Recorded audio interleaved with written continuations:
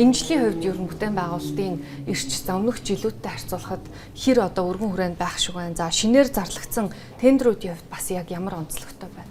За өнгөрсөн жилүүдэд бодох юм бол бид манай барилгын салбар ковидын дараа эдийн засгийн хүндрэлийг даван туулах явц үргэлжилсээр л байна. За бүтээн байгуулалтын үйл явцууд өнгөрсөн жилүүдэд бодох юм бол илүү эрчимжиж байна. Үүн дээр нэгдүгürt энэ улсны эсийн засгийн хөрөнгөөр хийгдэж байгаа төрийн худалдаа авах ажиллагааны хүрээнд хийгдэж байгаа ажлуудын тоо нэмэгдэж байгаатай холбоотой. Нөгөө талдаа хувийн хөгжлийн хоног маань ч гэсэн зүгээс хэрэгжүүлж байгаа үйл хөдлөмжийн төслүүд ч гэсэн одоо эрчимжид ингээ эхлэе явж байна. Төрийн худалдаа авах ажиллагааны хувьд бол бас өнгөрсөн жилүүдэд бодох юм бол худалдаа авах ажиллагаагаа эрт зарлаад, эрт сонгон шалгуулалтаа үр дүн гаргаад ингээд явна гэсэн ажил нь бол бас нэлээд үр дүнтэй болж байгаа шүү. Тэрнийхээ өрөөнд технээсээ ажлууд маань эхлээд явж байна да. Ерөн зөвөр барилгын компаниудын хувьд за барилгын үндэсний асоциац одоо хамаардаг компаниудын хувьд аль салбарын одоо төслүүдэд төвлөрч байна. За орон сууцны барилгын хувьд бол зах зээл одоо бас эрэлт нь бол нэлээд хансаа ингээд тухайн салбарынхан бол ярьж байгаа. За одоо бас Улаанбаатар хотод ерөн за Монгол улсын хэмжээнд яг ямар одоо чиглэлийн төслүүдэд илүү боломж байна гэж харж байна. За манай Монголын барилгын үндэсний асоциацийн гишүүн байгууллагууд за ерөн салбарын маань бүтээн байгуулалтын янз янзын салбарт байна. За манай байгууллагын гишүүн байгууллагууд бол ихэнх гишүүн байгууллагуудын онцлог бол үйл хөдлөлтийн девелопер компаниуд нэлээд ихтэй. За Улаанбаатар хотын болон Монгол улсын хэмжээнд яг үйл хөдлөлтийн хөгжүүлэлт хийгээ явж байгаа гол одоо томоохон аж ахуйнууд бол манай гишүүн байдаг. За девелопер компаниудын хувьд үйл хөдлөлийн иргэний орон сууцны нийтийн орон сууцны төслүүд ч гэсэн нэлээд явж байна. За мөн улсын төсвийн хөрөнгөөр хийгдэж байгаа, нийслэлийн төсвийн хөрөнгөөр хийгдэж байгаа одоо сэлбэдэд төвгээд тэгээ сэлбэдэд төвийн сонгон шалгуулалтанд бол бас манай гишүүн 2-3 компани шалгараад ингээд бүтээн байгуулалтын ажлыг эрчимцсэн эхлээд барилга усралт ажлууд ингээд явж байна. Орон сууцны зах зээл хандсан уу гэвэл хоёр талтай л байх. Тухайн одоо орон сууцны метр квадратын үнийн нөхцөл байдлаас ханшаас хамаараад худалдаа авах чадвартай холбоотой асуудал болохоос биш. Яг хэрэлт хэрэгцээ хансан уу юу гэдэг бол дараагийн асуудал байна. Яагаад ингэж хэлж байна вэ гэхлээр ипотекийн зээлийн одоо очир хүлээлт хэрэгцээ өндөр байгаатай би үүнийг холбож үзэж байна. Яагаад гэвэл одоо эдийн засгчдын мэдээлж байгаа, банкны салбарын мэдээлж байгаа бол ипотекийн зээлийн хүрэлцээ жоохон хомс бүр 2 жилийн одоо юм очир дараал үүсчихсэн явж байгаа ч гэдэг чинь. Тэгэхээр энэ бол өөрөө орон сууцны хэрэгцээ эрэлт хансан уу юу гэх дээр бол би ханаагүй гэж үзэж байгаа. Яг нь нийлүүлэлт талаасаа хансан гэдэг мэдээлэлтэй байгаа шүү дээ. Нийлүүлэлт талаасаа ч гэсэн яг ашиглалтанд ороод иргэдийн гар дээр очихсан иргэд орохыг хүсэж байгаа орон сууцны нийлүүлэлт яг хансан уу юу гэдэг дээр эргэлзээ авах. Харин зүгээр хэрэгцээ шаардлагын ангилал гэдэг юм уу одоо нөгөө өртөг үний одоо нөхцөл байдлаас хамаарат яг иргэдийн одоо хэрэгцээ шаардлага буюу худалдаа авах чадварт нийцсэн орон сууцны эрэлт бол дутмаг байх шиг байна. Иргэд худалдан авах чадвараас давсан буюу жоохон өндөр өртөгтэй орон сууцны нийлүүлэлт бол жоохон хансан иймэрхүү байдалтай байхыг бол үгүйсэхгүй. Одоо та сая бас дурдлаа л да ярианда за сэлбэдэд төв дээр одоо үйл ажиллагаа явуулахаар байгаа 2-3 компани одоо гишүүн байгууллага байна гэж байна. Одоо яг одоо энэ сэлбэдэд төвтэй холбоотой хуулийн төсөл улсын хурлаар хэлэлцэгдэж байна те. Энэний одоо санхүүжилттэй холбоотой асуудлыг гадаад зээлийн үр ашиг хэдийн нэмэгдүүлэх, за үр ашигыг сайжруулах гэх хуулийн төслийн дотор за сэлбэдэд төвийн одоо санхүүжилттэй холбоотой асуудал явагдаж байна. Ерөн зөвөр санхүүжилтийн схем механизмыг хараад үзэх юм бол хэр зохистой зөв явж байна. За зах зээлийн яг одоогийн шаардлагыг хангаж чадж байна гэж та бүхэн харж байна уу?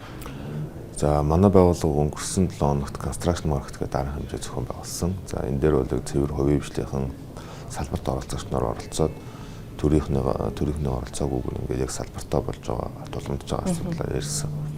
Үүн дээр яригдсан нэг зүйл бол энэ дахин төлөвлөлтийн хүрээнд газар чөлөөлөлт орон сууц барьж байгаа асуудал. Аж ахуйн нэгж байгууллагын зүгээс тавьж байгаа асуудал ярьж байгаа зүйлийг харахад нэгдүгээр төрийн оролцоог маш бага болгож байна. Тэгэхээр одоогийн оролцоог өндөр байна гэж хэлж байна. Өндөр байна. Хоёрдугаарт энэ хөрөнгө оруулалт хийгдэж байгаа тохиолдолд зөвхөн одоо дид үтц тэгээд газар чөлөөлөлтөнд тодорхой хэмжээгээр зарцуулагдах хэрэгтэй болов. Тэгэхгүйгээр газар чөлөөлөлтөөс гадна орон сууцны барилга усралтай ажил дээр ч гэсэн хөрөнгө оруулалт нь явагдаад байна шүү дээ. Сэлбэдэд бол тиймтэй.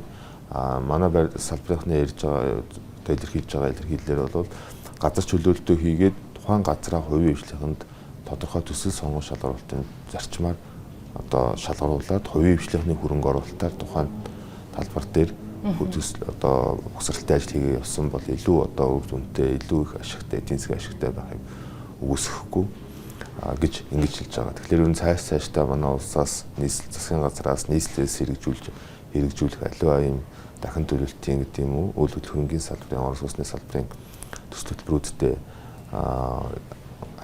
дотоодын аж ахуйн нэгж байгууллагуудын барьж болох, орж болох боломж ололцоог харж харгалзаж эдийн засаг, нийгмийн хэрэгцээ шаардлагандаа нийцсэн байдлаар одоо төлөвлөсөө гэдэг эдийн засгийн төлөвлөлт, хөрөнгө оруулалтын төлөвлөлтийг хийгээсэй гэдэг ийм одоо саналуудыг илэрхийлсэн. Тэгээ би нэг ч гэсэн бас дахиад нэмээд дуртаад хэлээ та. Яг дид төв дээр одоо жишээ нь таны хэлж байгаа төрийн оролцоо бага байх юм бол аж ахуйн нэгжүүд өөрсдөө одоо газраа чөлөөлснийхэн дараа тухайн төслөө санхүүжүүлээд явах бүрэн боломж байна гэж харж байна.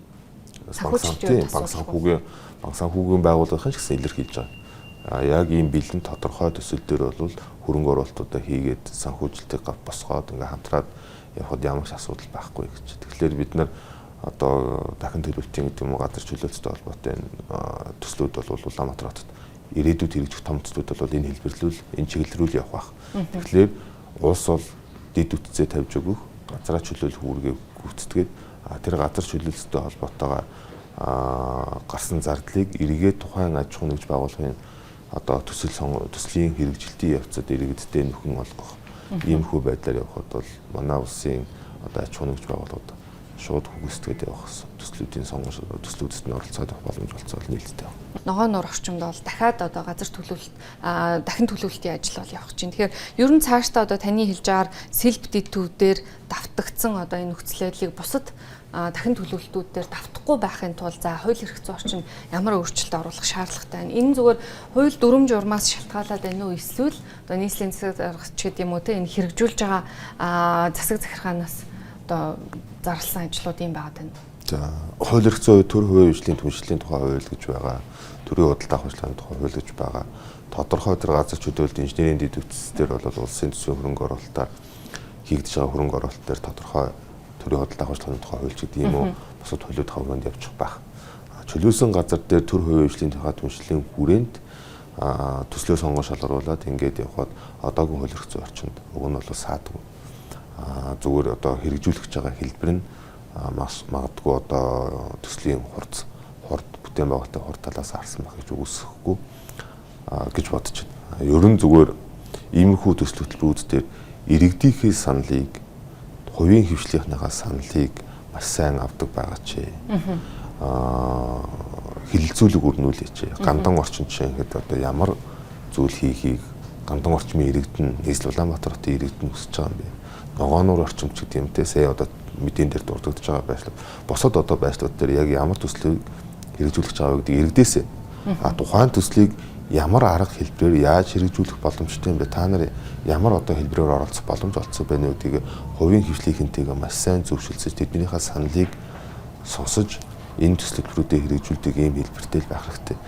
Тэгэхгүй ингэж энэ иргэдийн болон хувийн хвшлийнхнийхээ оролцоог одоо бүрэн хангаж чадахгүйгаас үүдээд магадгүй зарим төслүүд эсэргүүцэлтэй тулах гэдэг юм уу гацах ийм асуудал үүсэхгүй. Тэгэхээр иргэдтэйгээ маш сайн зөвшөлдсөн төр хувийн хвшлийнхнийхээ санал бодлыг сонссон одоо ийм төсөл хөтөлбөрүүд бол ямар нэгэн саадгүйгээр олон нийтийн дэмжлэгтэйгээр түргэн шуурхай одоо хэрэгжих боломж бол альж газар байдаг. Тэр хэлбэрийг л манай хэрэгжүүлж байгаа нүүд дэд үтцийн барилгын төслүүдээр маш сайн анхаарасаа гэж хүсэж байна. Төгсөөллийн нэг зүйлийг маш товчхон асууя. За зөвшөөрлийн тухай хуулийн дээр за ялангуяа барилгын салбартай холбоотой зөвшөөрлийг илүү одоо хялбар болгоно гэж гэдэг юм уу. Иймэрхүү одоо агуулга мэдээллийг бол засгийн газрын зүгээс гаргаж байгаа. Тэгээд та бүхний харж байгаагаар одоо барилгын салбар бол өмнө нь за 120 гаруй одоо гарын үсэг цуглуулдаг одоо шинээр үйл ажиллагаа эрхэлдэг хамгийн хүнд одоо сүртэлтэй ийм салбар гэж тооцогддог байсан шүү. Тэгэхээр одоо нөхцөл байдал яг яаж өөрчлөгдөх чинь зөвшөөрлийн тухай хуулийн дээр орсон эдгээр заалтууд нь та бүхний хүсэж байгаа заалтууд мөн үү? За барилгын салбарт олгож байгаа зөвшөөрлийг бас дотор нь ялгаж ангиж ойлгоорой гэж хүсэж байна. За манай байгууллагын олгодог барилгын үйл ажиллагааны тусгай шүүрэл буюу аж ахуйн нэгж байгууллагаас олгож байгаа тусгай шүүрэл гэж нэг байна. Энэ бол манай байгууллагуудаа төрийн чиглэлийг 10 дахь жилдээ хэрэгжүүлээд явж байна. За тусгай шүүрэл олох үйл ажиллагаа бүрэн захимжуулсан. За олгож байгаа хурдс шатараалыг бол 2 дахин бууруулад хурдыг бол маш богино 24-өөс 72 цаг буюу 1-3 хоногт. Дараагийн ээлжинд зөвшөөрлийн тухай хуулиар бүрэн цахимжуулах шаардлагатай, үе шатыг бууруулах шаардлагатай, хурцлах шаардлагатай, барилгын салбарт маш том хамааралтай нэг зөвшөөрөл бол энэ барилгын ажил эхлүүлэх, үргэлжлүүлэх зөвшөөрөл. Техникийн нөхцөл олголт.